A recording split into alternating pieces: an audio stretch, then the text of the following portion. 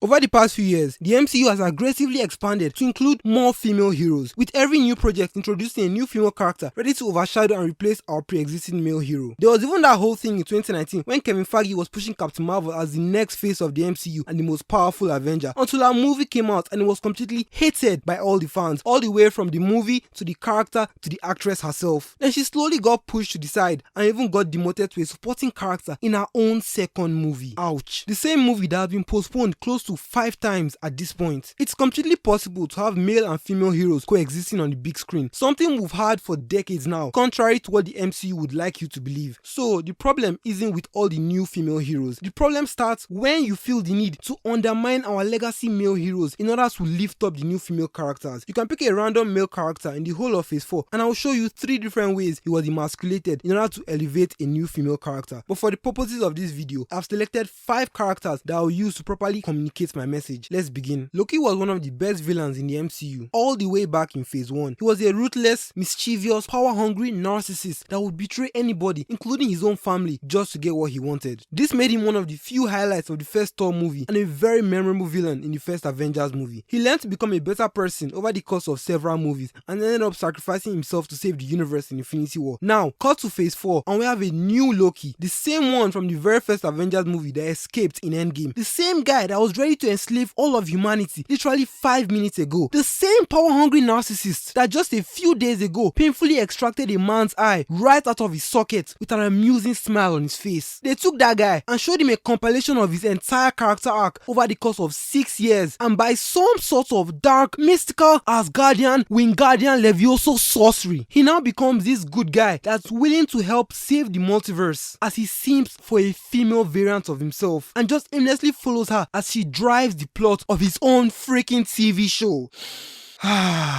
Nice. Thor was a stoic and all-powerful hero that instilled fear and terror in his enemies the moment he stepped on the battlefield. He started out as an arrogant, hot-headed, self-centered man-child that eventually grew to be a more level-headed hero that took responsibility for the safety of his people, the people of Earth, and the universe at large. They made him funny in Ragnarok, which was fine because he was now a relatable fan favorite and his movies were actually profitable and enjoyable. They found the perfect balance between funny and stoic in Infinity War. Then they threw it all away in Endgame by making him fat simply for jokes. And as if that wasn't bad enough, they turned him into a complete clown that apparently forgot all the character development he got over the years and just regressed into this incompetent parody of himself that destroyed property for literally no reason, made a joke out of every single thing, and simply refused to stop simping over Jane when she was always the one falling head over heels for him in previous movies. And of course, she was already far better than him at being Thor in the few days she had the hammer than he ever was in his almost 2,000 years of being himself. Nice. Very nice. Ant-Man goes from being this competent, cunning, agile, fast on his feet and smooth with his words technician with a master's degree in electrical engineering in his first movie, to being the punchline of all the jokes in his second movie, to being constantly harassed by his entire family in his third movie for not doing enough to help out after he literally just went back in time and fought an alien army with the Avengers for the fate of the whole world and won. His own daughter is now infinitely smarter than him after reading a few notes from Hank Pym. He constantly needs his girlfriend to save him throughout the movie, and he couldn't even defeat Kang until she delivered the final blow and rescued him from the quantum realm.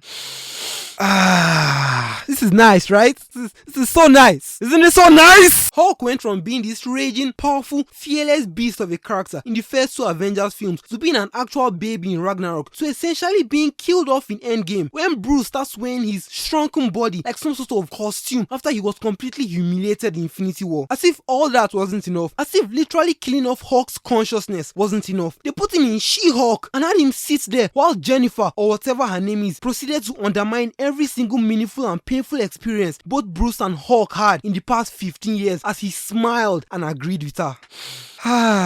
Nice. Very nice. So nice. Doctor Strange was this competent, intelligent and resourceful master of the mystic arts that set in motion the plan that would eventually save the entire universe from Thanos in Infinity War. He was so vigilant that he kept a watch list of individuals and beings from other realms that could be a threat to the world. He was so smart that he trapped Dormammu in an endless time loop and was courageous enough to sacrifice his life infinite times over just to keep him from enslaving the whole world. We cut to Phase 4 and he just allows Wanda to literally enslave an entire town in his metaphorical backyard with very detectable dark magic for days on end. Okay, he's now too incompetent to tell Spider-Man to wait outside while he casts an incredibly dangerous spell that he was warned not to cast. Okay, he gets sidelined in his own movie with Wanda essentially running the show and driving the plot, with him just reacting to whatever she does, and at the end finds out that he's basically an incel in every single multiverse.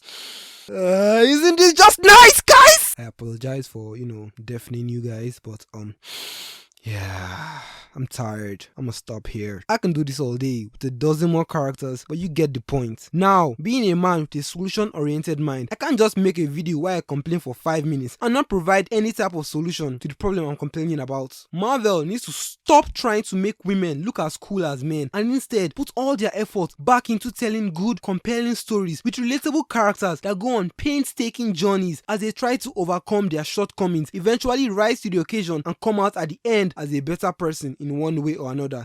Exactly how they've been doing it for years before they decided to gender swap and race bait the entire MCU. Anyway, click right here to hear me rant about Ant-Man 3 for 5 more minutes.